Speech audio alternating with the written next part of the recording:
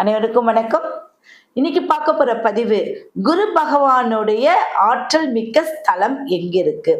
ஒவ்வொரு ராசினருக்கும் குரு பயிற்சி பலன்கள் தான் பார்த்துட்டு இருக்கோம்.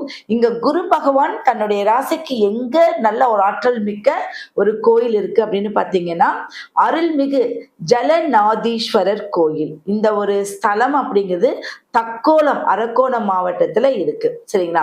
சரி, இங்குள்ள சிறப்பு என்ன, ஈஸ்வரனுக்கு ஃபர்ஸ்ட் சிறப்பு என்னன்னு கேட்டீங்கன்னா, அவருடைய காலடியில, ஈசனுடைய காலடியில எப்பவும் ஒரு நீர் சுரந்துகிட்டே இருக்கிறோம், நீர் ஊற்று இருந்து கொண்டே இருக்கிறது. அப்போ அங்க போனாவே என்ன, மன நிம்மதி கிடைச்சிடும்.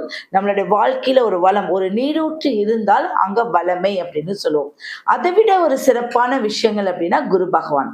இந்த குரு பகவான் எப்படி இருக்காரு அப்படின்னு பார்க்கும்போது, ஒரு தலையை சாய்த்து வலது புறமாக சிறிது தலையை சாய்த்தபடி இருக்காரு. ஒரு அசால்ட்டா, இப்போ தலை சாய்ச்சிட்டு இருந்தா என்ன அப்படின்னு சொல்லுவாங்க, ஒரு மாதிரி எல்லாத்தையும் அசால்ட்டா ஹேண்டில் பண்றது அப்படின்னு சொல்லுவாங்க. அப்பேற்பட்ட ஒரு ஸ்தலம் இங்க இருக்கு. அப்ப இங்க போயிட்டு வந்தீங்கன்னா உங்களுடைய தொழில நீங்க அசால்ட்டா வெற்றி காண முடியும் அப்படிங்கிறதா. அப்ப இந்த தலத்துல இருக்கக்கூடிய சுவாமியுடைய பாதத்துல நீர் ஊற்றும் குரு பகவான் தலை சாய்த்தபடி இருக்கிறதும் விசேஷமான ஒரு அமைப்பு.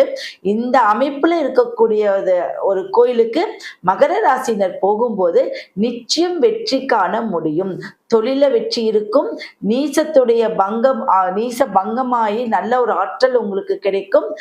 நீங்க போகும்போது 2 தேங்காய், வெற்றிலை பாக்கு, பூ, பழம், உங்களுக்கு அந்த கோயிலுக்கு வஸ்திரம், எப்பவுமே குரு பகவானுக்கு ஒரு வஸ்திரமும் ஈசனுக்கு ஒரு வஸ்திரமும் வாங்கி கொண்டு அவர்களுடைய பெயரை 27 முறை உச்சரிச்சுட்டு நீங்க வந்தீங்க அப்படின்னா இந்த அனைத்து சிறப்புகளும் உங்களுடைய வாழ்க்கையில கிடைக்க வாய்ப்பு இருக்கு.